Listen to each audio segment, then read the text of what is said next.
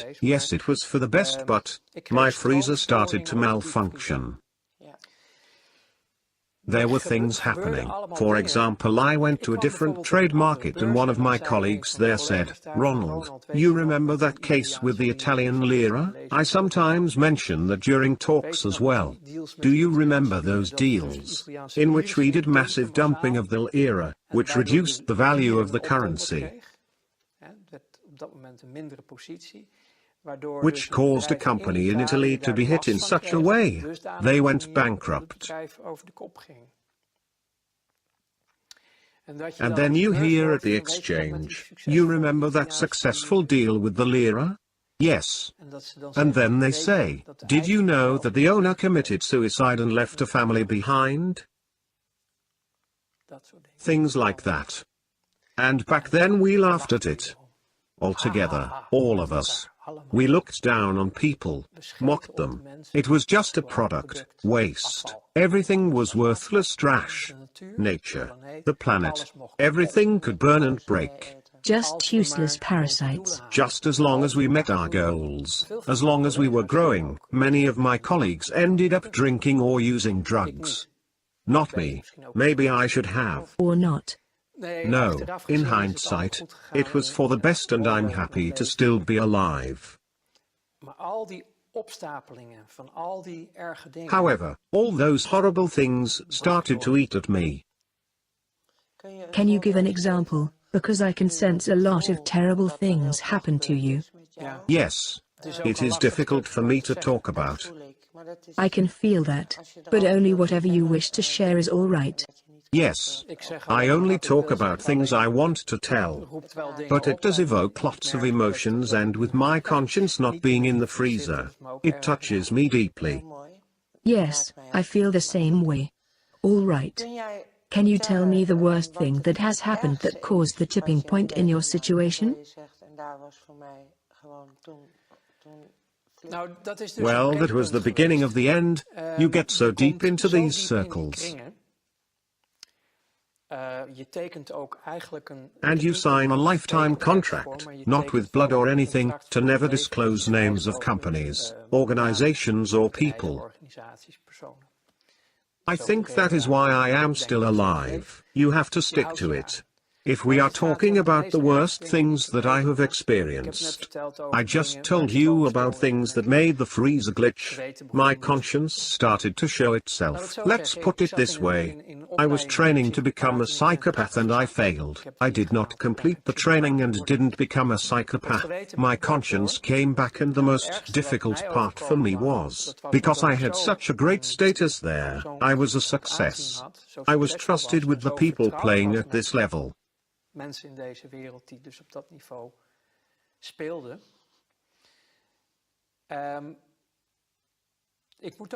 To put it carefully, most of these people followed a not very mainstream religion. So, you have Catholics, Protestants, all sorts of religions. These people, most of them, were Luciferians. And then you can say, religion is a fairy tale. God doesn't exist. None of that is real. Well, for these people, it is truth and reality. And they served something immaterial, what they called Lucifer. And I also was in contact with those circles, only I laughed at it because to me they were just clients. So, I went to places called churches of Satan. So now we are talking about Satanism. Yes. So, I visited these churches, just as a visitor dropped by. And then they were doing their holy mass with naked women and liquor and stuff. And it just amused me. I didn't believe in any of this stuff, and was far from convinced if any of this was real. It was just a spectacle to you. Yes. In my opinion, the darkness and evil is within the people themselves. I didn't make the connection yet. So I was a guest in those circles, and it amused me greatly to see all those named women and the other things.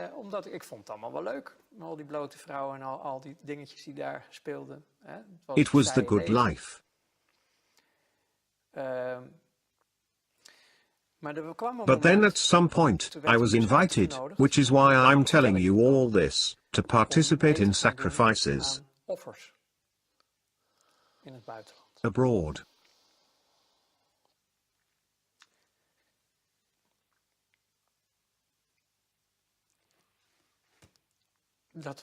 That was the breaking point. Children. You were asked to do that? Yes. And I couldn't do that.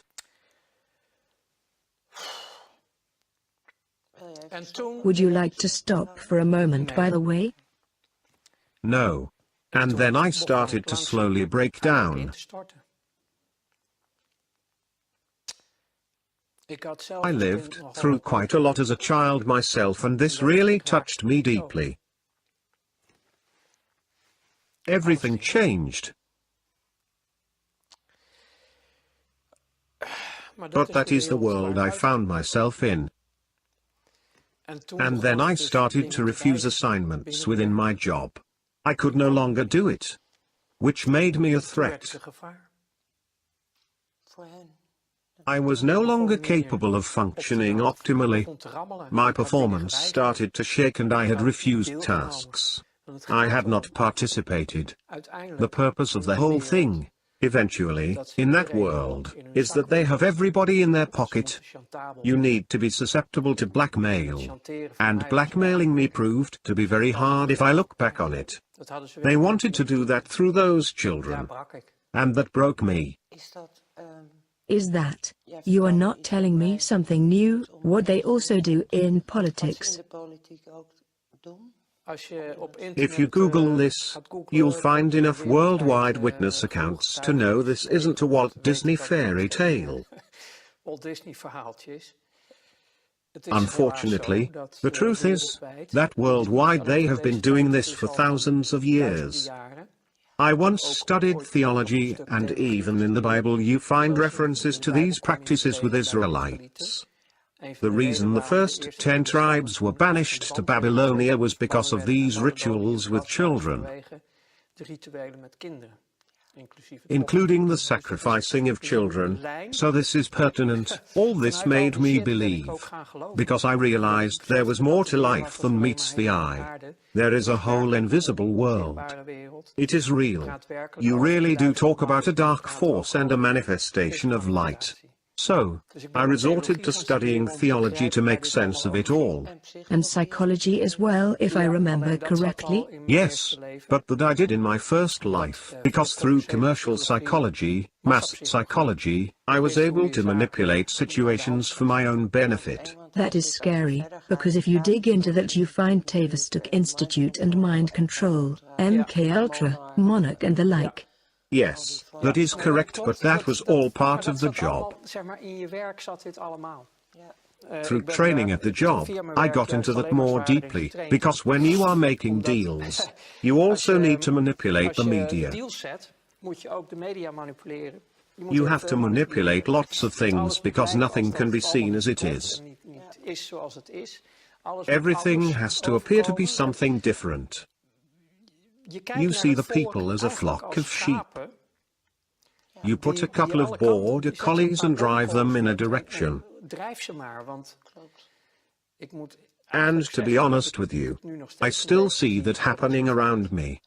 People are still, through the systems and methods that we ourselves used to use, being treated in that same way, and it still works. People still don't understand how it really works and are still on the level of as long as I have my beer and whatever, completely self-absorbed, also a survival mechanism. I mean, it is the program after all. But you still see how stupidly easy it is to put people in a certain direction, when you are the one pulling the strings. That is mass psychology. Yes, and later, much later, in all those studies and discoveries, I found a document which they are claiming is bullshit, of course, the Protocols of Zion. And nowadays I recommend everyone to read the whole of that incredibly boring document. Just work through it, read it though. We are also talking about Zionism. Yes, of course. If you read the Protocols of Zion and really study them and understand, then it is like reading the newspaper of the daily life. How from their position of ultimate power, and ultimate it has literally become, But that is only because the people don't stand up for themselves. They don't realize what reality is. And we have all been programmed. If you dare to say you are against Zionism, then you are branded an anti-Semite. The negative, you can say evil, the Luciferians, the Satanists. Whatever you wish to call it, it is a real entity. I have found that what is written in the Bible, and not just the Bible, you can find it in so many books. There really has been a moment of separation from the manifestation of light, in which a group went their own way and are carrying an intense hatred, anger.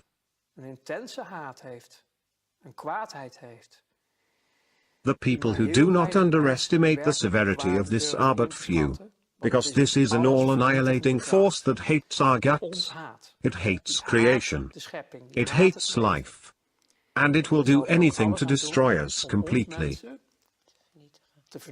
And the way to do that is to divide humanity. Divide and conquer is their truth. Humanity is a manifestation of light. That is the true creation. As long as you divide them based on political parties, skin color, you name it, then you, from a Luciferian point of view that is, suppress the full capacities of your enemy, their full power. They can't stand up for themselves. Because if that would happen, the Luciferians would lose. Then this monster, the greedy monster, would disappear. I tell people about this old American general who puts an entire room of people in the dark. The eyes adapt to the darkness, but you can't see a thing. The general doesn't say a word and suddenly he flicks on a lighter, one little light. And due to the prolonged darkness, you experience a manifestation of light from a single point and everyone can slightly see each other again. And then he says, that is the power of our light. Beautiful. Unite. Unite. Come together. And this entire shit story ceases to exist. That's how fast it could happen. But that is easy for me to say now. But then I was in a period of my life in which I was crumbling down. Could you tell us something specific about that? How did that happen? Because you were invited. I started to refuse assignments. My conscience came back after the request involving the children and I started to refuse more and more. I had a conscience and I couldn't function anymore. But you did still show up at work after that? I didn't really have a choice. I had my own business with several offices and employees. Everything was still rolling. It must have been hard. Yes, it got very hard, all the tensions. So, on the one hand you are playing with money on a high level, in which you can't afford to make mistakes. Otherwise everything falls down at once. Your entire business is ruined, everybody involved, including yourself. Then you are really screwed. So that brings a lot of stress, factoring in the resurfacing of a conscience. I was warned off when I got into this. Don't do it if you can't put your conscience at minus 100 degrees in the freezer. And you probably realized that then? Yes, I heard myself laugh at it back then, but it wasn't a joke at all. I totally did not understand where I really got into. And your proverbial freezer was switched off? Broken. I couldn't do it anymore. So, I tried to work through it, keep up appearances. I didn't know how to get out of this. I was trapped as well. Everybody was trapped. This all led me to crash completely eventually. My body just simply stopped. The first thing I saw was my mother crying at the intensive care. You ended up at the IC? Yeah, I really shut down. You had literally crashed? Yes. Yes. At that time I didn't believe in anything, not I can still recall how I saw From that corner, I was looking down upon myself. I saw how they were working on me. You had a near-death experience. Well, you could call it that. I have seen I am not my body. I'm in my body. But I am not just my body. I have seen them working on me. And later on, I've been reluctant to talk about it for a long time. I really talked about it much later.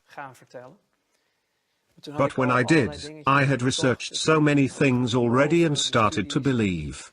I was starting to better understand the spiritual and the material. At that point, this intense experience got its own place. The realization that I'm not my body. It's just a vessel. So, I lived through all of that, but I also needed a long time to recover. Yes, of course. Yes, I was a train wreck. Complete wreck. I was completely burned out. I had crashed and the body needed a year to recover.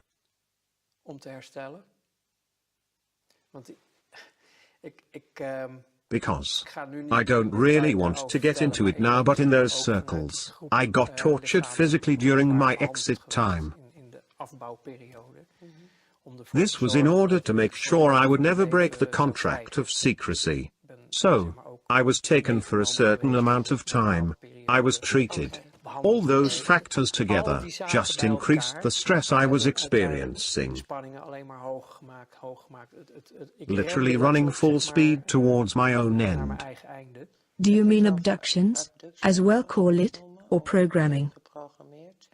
No. They exposed me to certain types of torture. That makes sure you'll never damage anyone in that world. I didn't realize that back then, so this is all from hindsight. It did all happen that way. So the end of my first life was so extreme that I couldn't handle it anymore.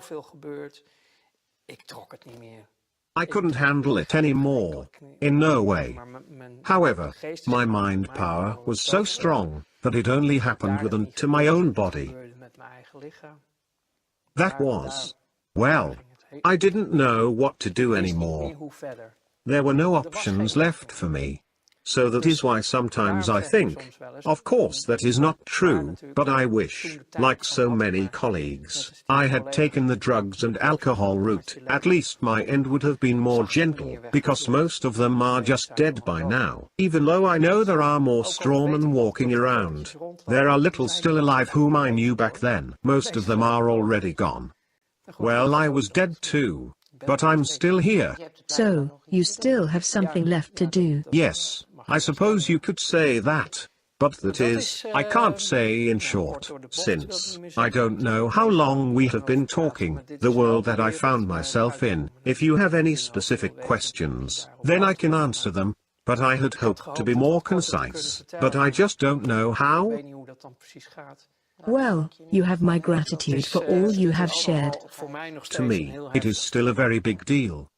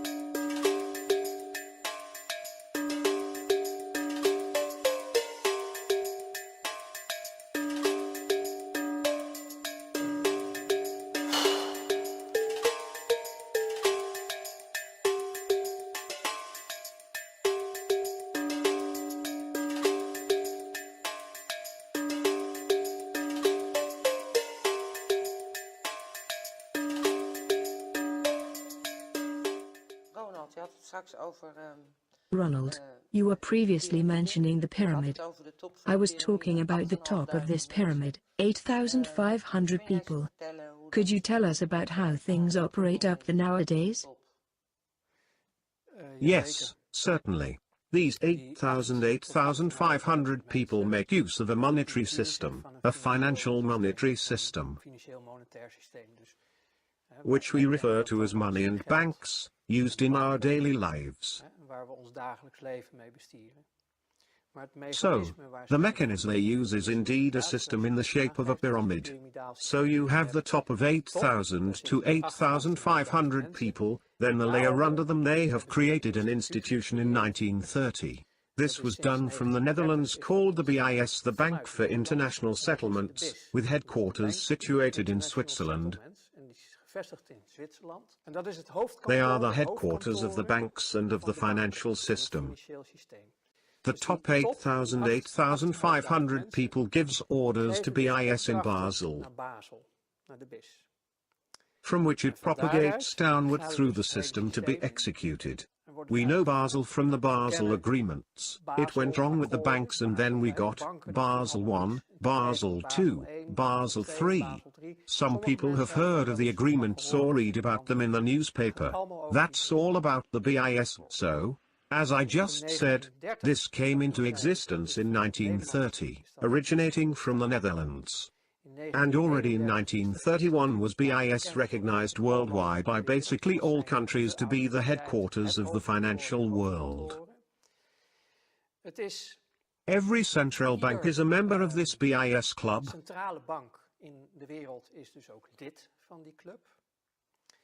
which is a civil organization, not a governmental one, who have a headquarters agreement that describes in total what the BIS stands for.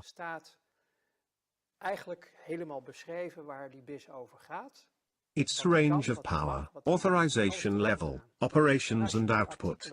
When you are reading in these documents what they stand for, they are available on their website. You see how they have incorporated all these rules, recognized worldwide, claiming their independence from Switzerland. The grounds their headquarters are on are independent from the country. It also states their immunity. It also states they are above all worldly rules. Nobody can touch them. They have complete immunity. So, they have a complete immunity from everything on earth. Furthermore, they have their own police service, so you can't just go in yelling, "You bastards," or something of the sort, because you won't get away with it. To be concise, it's a fully recognized, immune state, beyond the grasp of any rules, inviolable.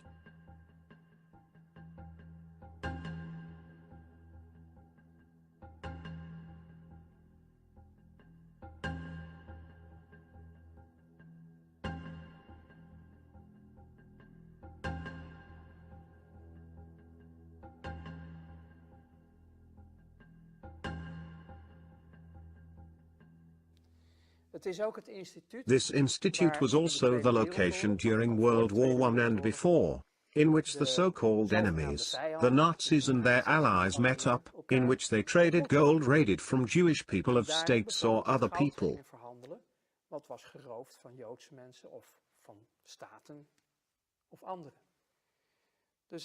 BIS is a club in which they are all friends. And these headquarters maintain the monetary system as it is and assures the amount of currency.